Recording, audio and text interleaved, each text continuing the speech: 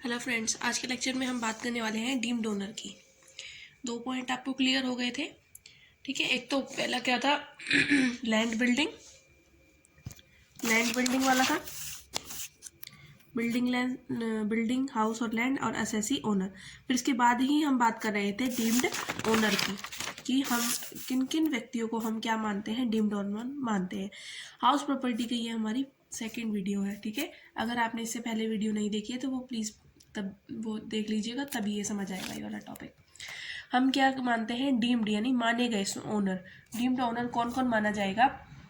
यदि कोई व्यक्ति है, ठीक है, अगर उसने अपना मकान अपने किसी, उसका ये एक मकान है और उसने अपने किसी माइनर अवयस्क बच्चे को दान में दे दिया, ठीक है, अवयस्क बच्चे को दे दिया, और एक ऐसी या फिर एक अपनी अनमैरिड डॉटर को दे दिया, ठीक है, और या फिर माइनर को दे दिया, है ना, माइनर को दे दिया, अनमैरिड को दे दिया। कैसे दिया है? या तो विदाउट दिया है, विदाउट कंसिडरेशन दिया है, बिना, यानी कि उसके बदले में उसने कुछ भी नहीं लिया, तो क्या होगा, जिसने वो मकान दिया है ना, वही उसका ओनर माना जाएगा। पहली बात हो गई क्लियर, ठीक है। दूसरी बात क्या है, ये मान लीजिए मकान बनाने वाली कोई कोऑपरेटिव सोसाइटी है और उसका बिजनेस ही यही है कि अपने अपने जो उसके सदस्य है ना, उसको मकान बना कर देना, ठीक है। तो इस केस में भी जिस व्यक्ति को मकान अलॉट किया जाएगा ना, अलॉटेड जो हाउस होगा ना, उसका जो जिसको दिया गया है वही उसका ओनर माना जाएगा। यानी कि जो एक कोऑपरेटिव सोसाइटी है, कोऑपरेटिव सोसाइटी ने मकान बना कर देने हैं, तो जिस जिस व्यक्ति को वो मकान बना कर देगी ना, वही उसका ओनर माना जाएगा, ठीक है, यही ओनर माना जाएगा। थर्ड है कि कोई एग्रीमेंट हुआ और एग्रीमेंट को अगर कोई बंदा पार्शियल यानी कुछ परसेंटेज तक भी फुलफिल कर देता है ना, पार्शियली फुलफिल कर देता है ना, तब क्या होगा, पार्शियली फुलफिल करके उसको अपने कब्जे में ले लेता है उस मकान को, ठीक है।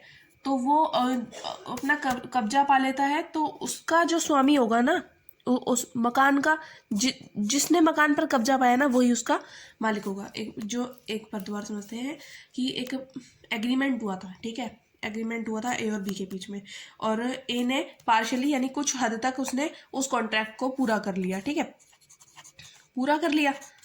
तो उसने और क्या करा, अपना जो मकान था ना, उस पर अपना कब्जा प्राप्त कर लिया, तो जिस ए ही उसका ओनर माना जाएगा, ठीक है। फोर्थ है कि एक व्यक्ति है, उसने क्या करा, मैंने आपको पहले बता चुकी वाला पॉइंट, कि लीज पर लेकर और उसने अपना मकान बना लिया। भाई कोई बात होगी, वो पागल तो है नहीं, लीज पर मकान लेके और अपना लीज पर जमीन लेके अपना मकान बनाएगा, क्योंकि फिर वो तो जाना ही है फिर बाद में, है ना।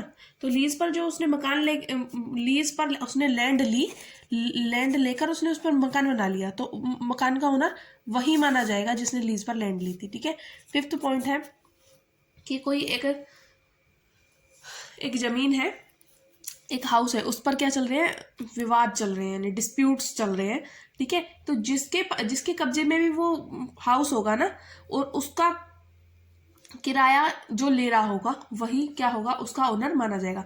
मान लीजिए 2 भाई हैं, ए और बी, ठीक है, और एक हाउस के पीछे उनके में झगड़ा हो रहा है, और वो कह रहे हैं ये मेरा, और वो किराए पर हाउस है, ठीक है, किराए पर चढ़ा रखा है, और उसकी इनकम कौन ले रहा है, बी ले रहा है, तो इस हाउस का ओनर बी माना जाएगा, ठीक है, ना कि ये, और टैक्स भी यही देगा, टैक्स पेयर भी बी होगा, ठीक है। उसके बाद ये तो हमारा सेकंड पॉइंट ही चल रहा था, उसके बाद हम थर्ड पॉइंट की बात करते हैं कि अगर मैं अपने मकान को किस लिए यूज कर रही हूँ, अपने बिजनेस एंड प्रोफेशन में, बिजनेस को या प्रोफेशन को स्मूथ रनिंग के लिए यूज कर रही हूँ, ठीक है,